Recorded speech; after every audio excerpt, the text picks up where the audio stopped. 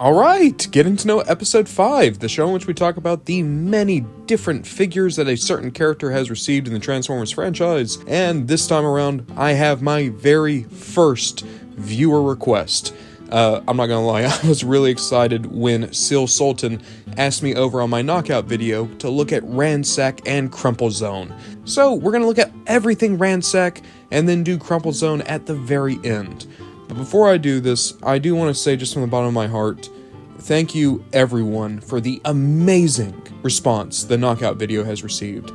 It just absolutely lit up my day. I'm so happy people seem to be enjoying this show. So let's go straight into Ransack. In getting to know Knockout, we talked about the fact that Knockout was a name dump. That is to say, a name that isn't attached to a specific character, and thus it's used for multiple different generic figures. There are many different Ransacks, with very little connection between any of them. So when I say G1 Insecticons, I'm willing to bet that you think of Bombshell, Shrapnel, and Kickback. Those are the Insecticons. They showed up in the cartoon, they show up in things nowadays. But what if I told you there was another trio of G1 Insecticons, the Deluxe Insecticons? That would be Barrage, Venom, and our boy Ransack. I would actually argue Ransack is the best looking of the Deluxe Insecticons. His Locust mode is really nice. I especially love how the black, red, and yellow all play into each other. And though his robot mode isn't great, I think that it is perfectly serviceable. 9 years later, in Generation 2, Ransack had their second figure. No connection to the previous Ransack, this is just a purple propeller plane. And I'll be honest, right? Proportions, not great. I especially don't like how the very slim chest turns into massive hits and then right back into very tiny legs. Alongside that, his arms are a little bit weird, but I do kind of dig this figure. The colors are goofy. I really enjoy the fact that it is a propeller plane, and I love the fact that he's able to launch his propeller. That's his gimmick. He's a rotor force figure. He's using his rotor. Definitely not the best figure in G2, but an interesting enough one. I'm not gonna lie to you guys, I thought Ransack was a name used during the Beast era, but it wasn't, which is super weird to me because it's a great name. But no, the next time we'd see a Ransack was in Armada, where he was just a random minicon. This one looks decent. I mean, it's just a black pickup truck. It kind of gives me movie Ironhide vibes in a weird way. But aside from a handful of redecos, there's not much to say about this particular Ransack. That said, our next Ransack is also connected to Armada, because in the Universe 2003 line, Armada Hoist was repainted into Decepticon Ransack. And I love this figure. It looks so cool. The colors all look amazing. I like the Armada Hoist mold. I think that this is just an incredible figure, one that I have wanted for years. If I ever see this guy, I am buying him on site, just to be clear. Now in a timeline, the next Ransack is the Ransack, Cybertron Ransack. However, I want to hold off on him. We're going to talk about him last just because, guess what? There's more to talk about with him than basically any of these other Ransacks. But just know, we're putting a pin on him for right now. Revenge of the Fallen would use the name Ransack, and I have to tell you right now, this is my favorite figure to ever use the name. From Revenge of the Fallen Scout class, this is Ransack, a Decepticon that's using a World War I style biplane. And his character in the comics was effectively that of Evil Jetfire, another old Energon Seeker that is still using an incredibly outdated alternate mode, but it's more to just give him some character. I love this figure so much. It was one of my childhood Decepticons. I don't have him in my collection any longer, but if I could find him, I would pick him up in a heartbeat.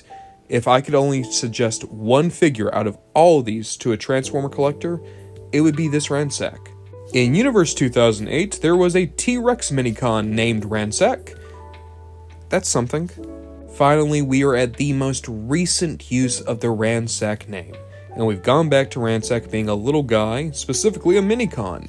because in Robots in Disguise 2015, one of the Decepticon Minicons was named Ransack. They came in 2 different colors, one being two-tone green and dark, and the other one being more gunmetal gray with bright green highlights.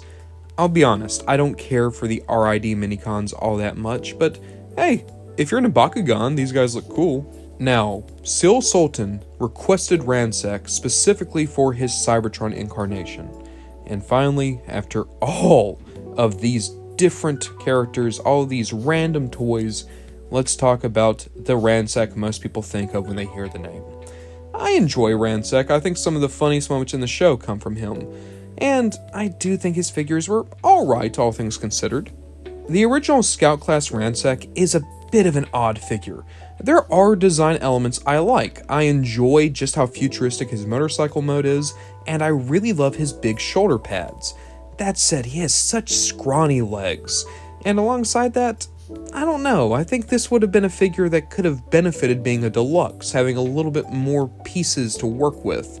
There's just something about him where he feels both too big for this figure, and yet too small all at the same time.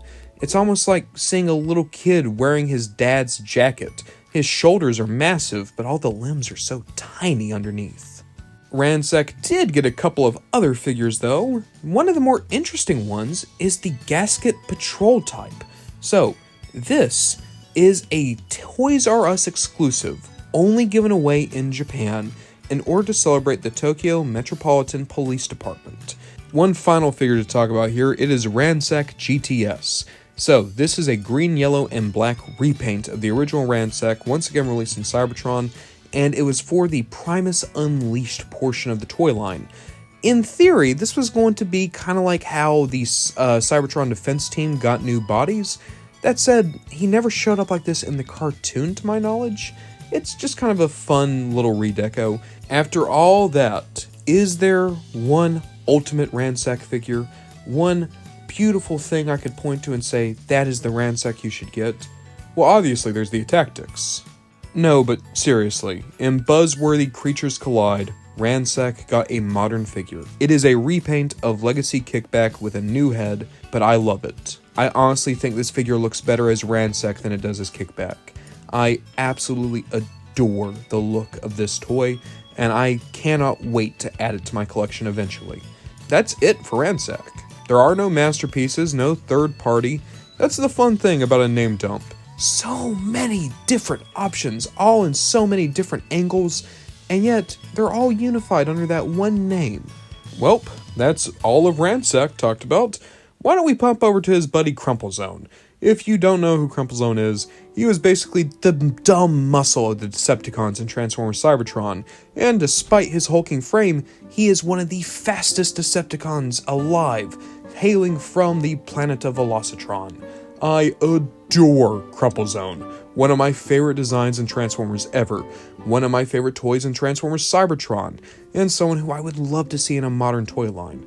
But before we talk about that Crumplezone, let's talk about the first time there was ever a Transformer named Crumplezone, and that's in Transformers Armada. You see, Cyclonus' Minicon partner was named Crumplezone.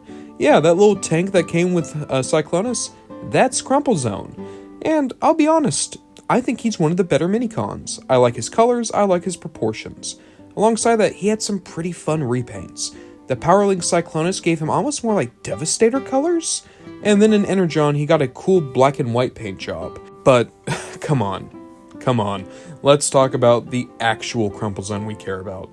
Cybertron Voyager Crumplezone is just wonderful. He is so big and chunky. He looks more like a gorilla, which is why when they eventually did a Cybertronian Optimus Primal, they used this figure. I love how much character you get from this figure. His big, dumb grin, his tiny head, his huge arms and super weedy legs. This guy, it's arm day every day. Alongside that, his gimmick is super cool. Sure, it's simple, and we definitely saw it on characters like Armada Starscream beforehand, but you use a Cyberplanet key, and boom! Huge missile launchers right there on his shoulders. And I also just love the fact that he turns into such a sleek sports car. Like, you look at a lumbering Transformer, and nowadays it's like, oh, well, they would turn to a tank, they would turn into a truck, they would turn into, nah.